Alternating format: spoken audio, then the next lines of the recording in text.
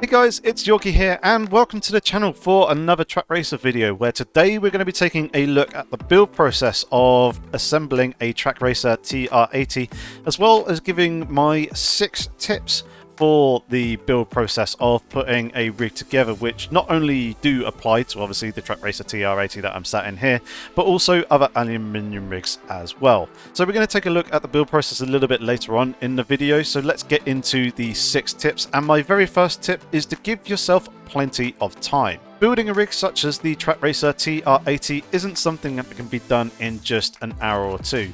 It's something that is going to require quite a bit of time, some patience and also some perseverance.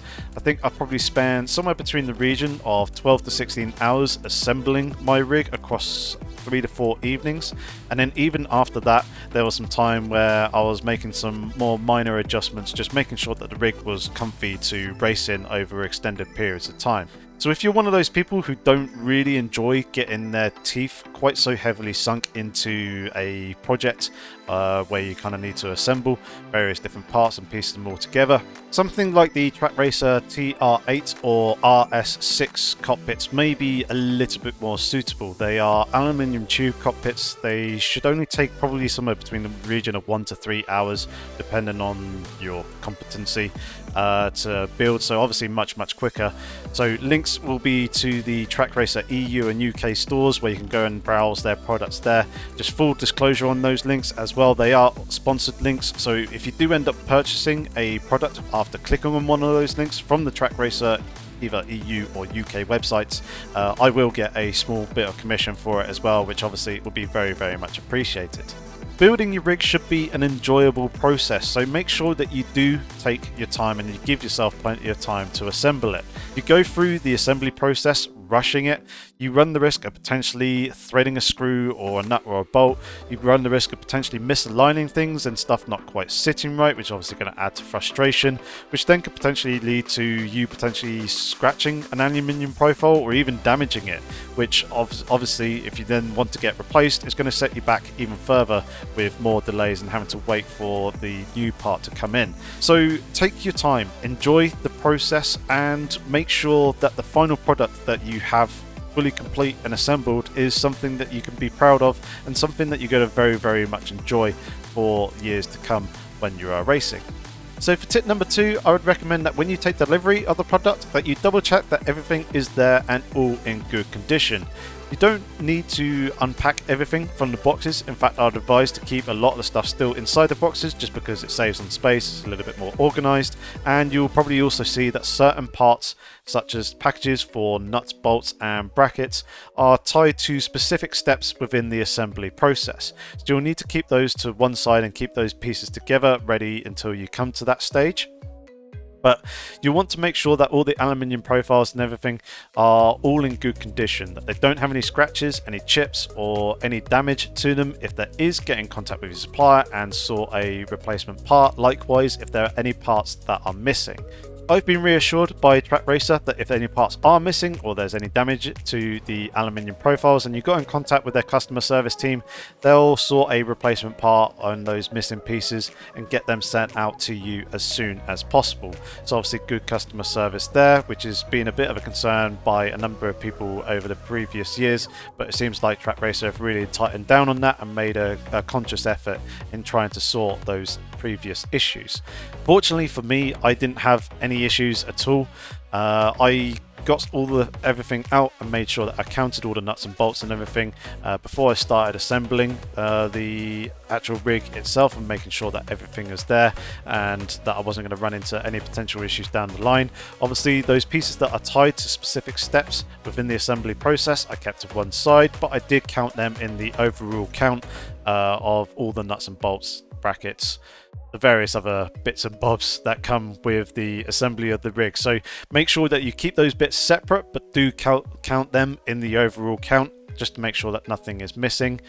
And yeah, if you can prepare yourself before the actual build process begins, you have a much more enjoyable time as well. There's going to be nothing worse than you getting a couple of hours from the end, nearing the end of the assembly of the rig, and then come across a part that has been scratched or heavily damaged and needs replacing, or you're missing nuts and bolts and can't complete the overall or finish off the building of the rig. So make sure you do that before the assembly.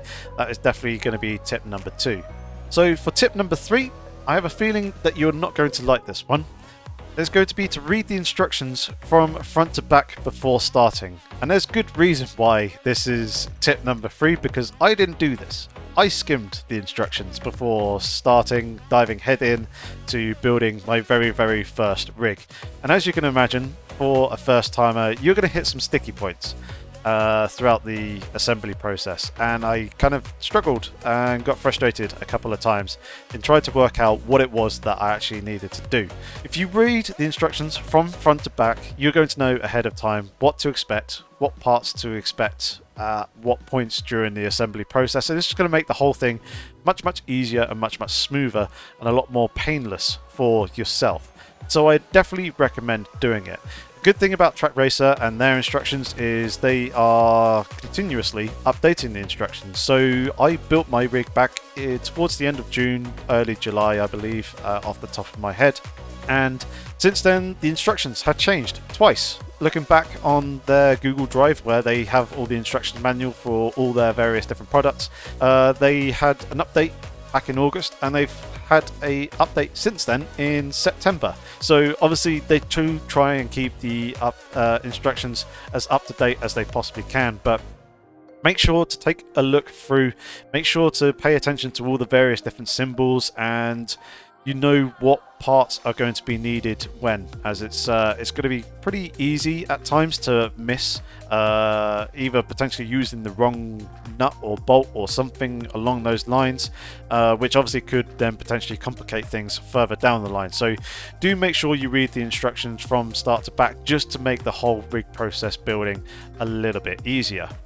So tip number 4 is going to be about these little bad boys here, the good old T-nut. You're going to be using a hell of a lot of these in the build process of your Trak Racer TR80 rig, as these are used to basically screw and mount your various different aluminium profiles together to actually construct the rig. When I very first started off with the build process, I was sliding these T-nuts straight into the aluminium slots, and I was finding that not all of them were sitting flush, or you kind of had to push or wiggle them around to get them to sit flush. But it wasn't always 100% consistent, and it was a little bit frustrating and a little bit annoying. Thankfully, Boosted Media had a little tip in his video to slide the T-nut in from the very end of the profile, and doing that saves so much time and so much hassle. It just makes things a whole lot easier. So yeah, slide it into the end of the aluminium profile like this, and then use the end of the Allen key to slide the T-nut along inside the groove or the slot of the aluminium profile to the position that you need it, ready to then obviously mount the brackets to. When it comes to mounting these brackets as well, also heavily advise making sure that the actual T-nuts and the holes are basically aligned with the very end of the brackets to the extent that they can go, and there's no overlap between the two bolts. What you don't want to be doing is, as you're starting to tighten things down, you get later on down the line in the build process where you're kind of locking things into position, you're finding that one nut is covering up the access to the other one and you can't tighten it. So make sure that as you're going and putting these T-nuts in, and obviously starting to loosely screw the bolts in, you kind of give yourself that room and make sure that the nuts and bolts are kind of sat there at the very ends of their extents to give you the access that you need in order to tighten them on later on down the line. So this moves on to tip number 5 quite nicely, and that is that you make sure that you avoid tightening things until the very last possible moment. As you can go through the build process, you'll probably find that you need to adjust things a little bit as you piece the various parts together and you kind of build the overall rig. I kind of found at one point that my seat was a bit too close to the wheel mount, so I ended up moving the entire wheel mounting bracket a little bit further back, and also moved the seat rails a bit further back as well. Thankfully I hadn't fully tightened all the nuts and bolts and everything down at that point, so it was pretty easy and pretty quick to actually go ahead and make those adjustments. The last thing that you want to be doing is obviously tightening everything down as you're going along, to then find that you need to move something and you need to untighten it and kind of exerting a little bit more effort and energy than you probably wish, trying to get a screw or a bolt loose again and then shifting the aluminium profile along. It also helps that if you're keeping things loose, it'll create a little bit of wiggle room there, and it will allow you to effectively, in a way, I guess, pull the aluminium profiles apart, so that as you're sliding things backwards and forwards, that you're not getting the aluminium profiles rubbing together and scratching each other.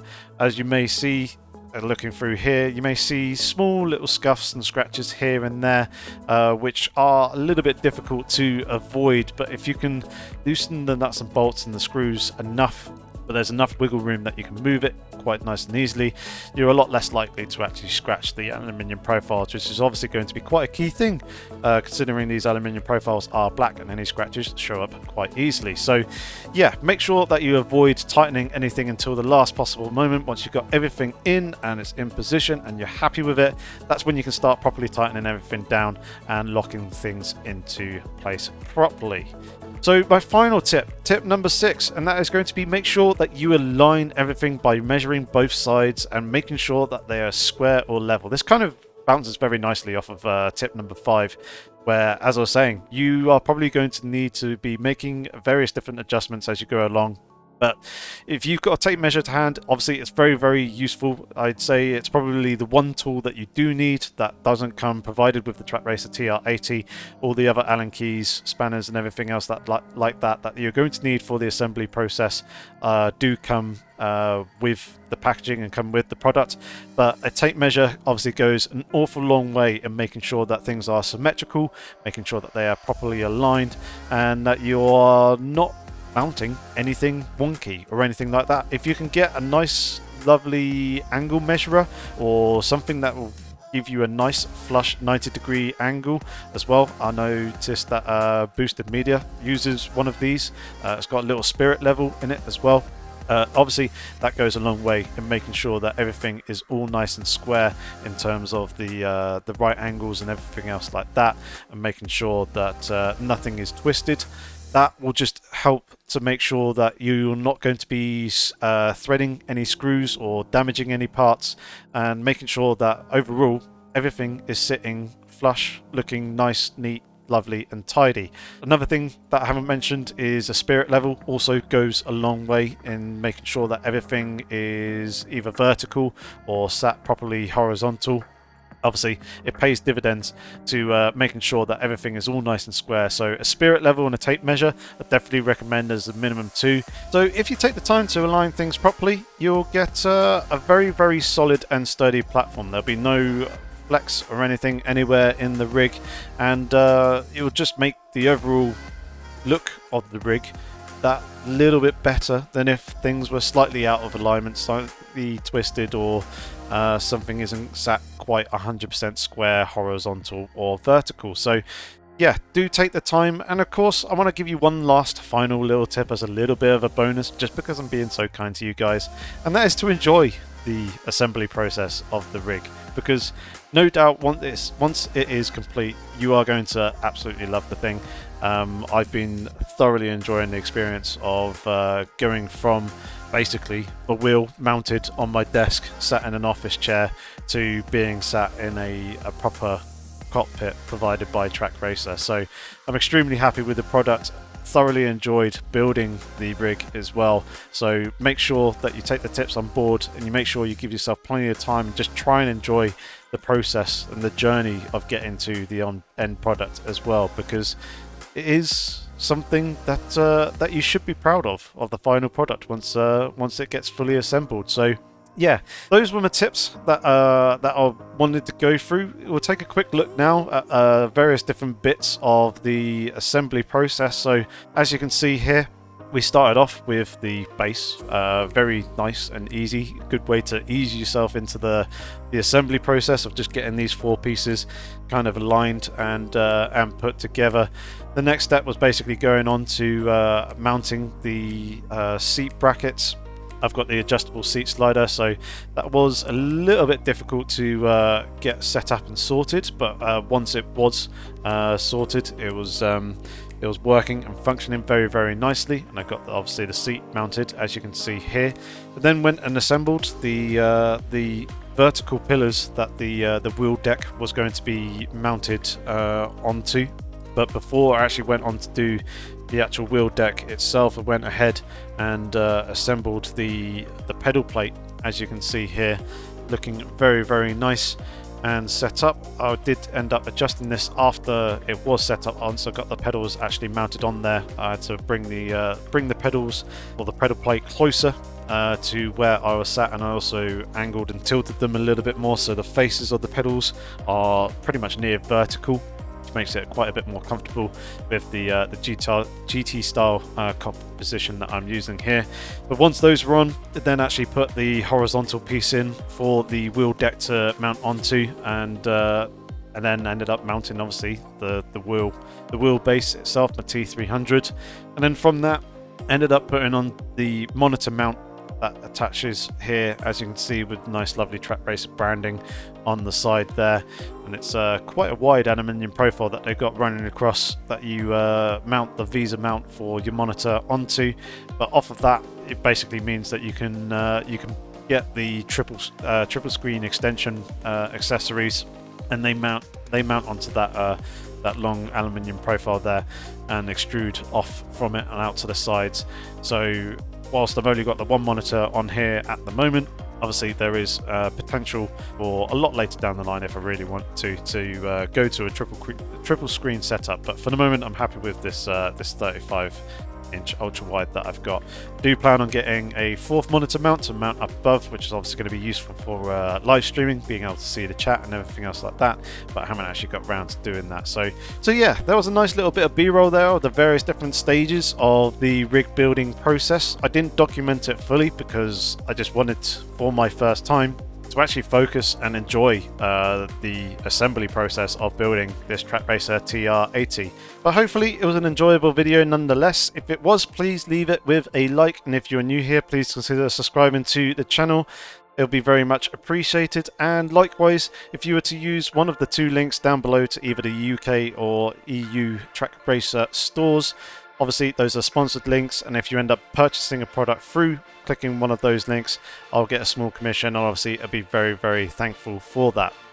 But otherwise, thanks very much for watching. Hopefully until the next video, have fun, stay safe, and take care.